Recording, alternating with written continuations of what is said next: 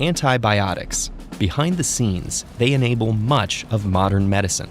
We use them to cure infectious diseases, but also to safely facilitate everything from surgery to chemotherapy to organ transplants. Without antibiotics, even routine medical procedures can lead to life-threatening infections, and we're at risk of losing them.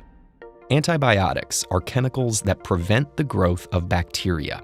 Unfortunately, some bacteria have become resistant to all currently available antibiotics. At the same time, we've stopped discovering new ones. Still, there's hope that we can get ahead of the problem. But first, how did we get into this situation? The first widely used antibiotic was penicillin, discovered in 1928 by Alexander Fleming. In his 1945 Nobel Prize acceptance speech, Fleming warned that bacterial resistance had the potential to ruin the miracle of antibiotics. He was right. In the 1940s and 50s, resistant bacteria already began to appear. From then until the 1980s, pharmaceutical companies countered the problem of resistance by discovering many new antibiotics. At first, this was a highly successful and highly profitable enterprise. Over time, a couple things changed. Newly discovered antibiotics were often only effective for a narrow spectrum of infections, whereas the first ones had been broadly applicable. This isn't a problem in itself, but it does mean that fewer doses of these drugs could be sold, making them less profitable. In the early days, antibiotics were heavily overprescribed, including for viral infections they had no effect on. Scrutiny around prescriptions increased, which is good, but also lowered sales. At the same time, companies began to develop more drugs that are taken over a patient's lifetime, like blood pressure and cholesterol medications, and later antidepressants and anti-anxiety medications. Because they are taken indefinitely, these drugs are more profitable. By the mid-1980s, no new chemical classes of antibiotics were discovered, but bacteria continued to acquire resistance and pass it along by sharing genetic information between individual bacteria and even across species. Now, bacteria that are resistant to many antibiotics are common, and increasingly, some strains are resistant to all our current drugs. So, what can we do about this? We need to control the use of existing antibiotics, create new ones, combat resistance to new and existing drugs, and find new ways to fight bacterial infections. The largest consumer of antibiotics is agriculture, which uses antibiotics not only to treat infections, but to promote the growth of food animals.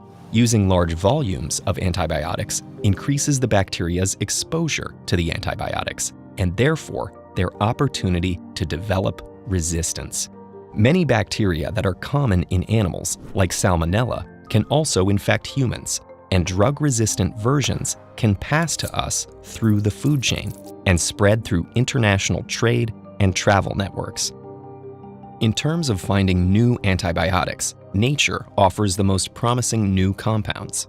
Organisms like other microbes and fungi have evolved over millions of years to live in competitive environments, meaning they often contain antibiotic compounds to give them a survival advantage over certain bacteria. We can also package antibiotics with molecules that inhibit resistance. One way bacteria develop resistance is through proteins of their own that degrade the drug. By packaging the antibiotic with molecules that block the degraders, the antibiotic can do its job. Phages, viruses that attack bacteria but don't affect humans, are one promising new avenue to combat bacterial infections. Developing vaccines for common infections, meanwhile, can help prevent disease in the first place. The biggest challenge to all these approaches is funding, which is woefully inadequate across the globe. Antibiotics are so unprofitable that many large pharmaceutical companies have stopped trying to develop them. Meanwhile, smaller companies that successfully bring new antibiotics to market often still go bankrupt, like the American startup Achaogen.